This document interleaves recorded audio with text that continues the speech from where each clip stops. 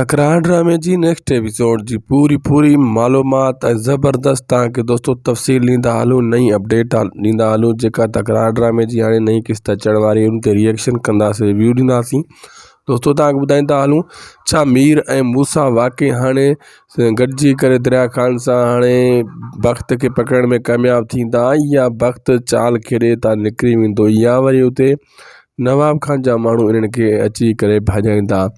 बिल्कुलु दोस्तों हाणे मीर जी जेका चाल आहे मूसा सां गॾु बख़्त जे लाइ हिन चकर बख़्त खे महांगी पवंदी ऐं बख़्त के इहो ख़बर पोइ पवंदी त हीउ छा थियो, लेकिन उते नवाब खान जा माण्हू बि इंतज़ार में बीठा हूंदा आहिनि ऐं उहे कोशिशि कंदा आहिनि त रस्तो साफ़ु कयो वञे बख़्त जो, बख़्त जीअं वापसी हितो थिए त कोई उनखे ॾिसी न सघे। लेकिन हिन चकर मीर पूरी तैयारी कई आहे, मूसा वारा रस्ते में हूंदा आहिनि, वॾी कोशिशि कंदा आहिनि इनखे पकड़ण जी, इनजो पीछो करण जी, ॾिसूं त इहो कहिड़ो माण्हू आहे, काॾों अचे थो त वरी काॾे थो वञे।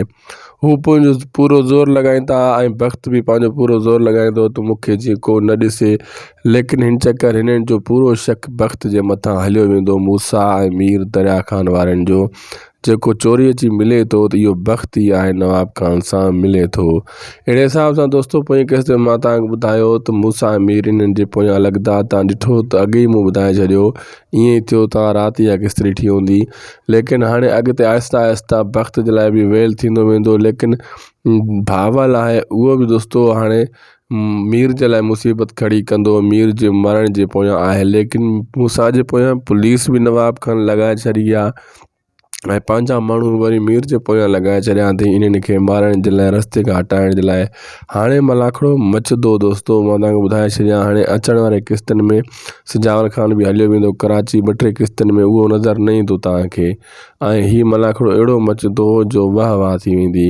वीडियो पुगो पंहिंजी पोइ ॼाणींदे दोस्तों, असांजे यूट्यूब चैनल उदासी टीवी खे ज़रूरु सब्सक्राइब कंदा। ख़ुदा हाफ़िज़।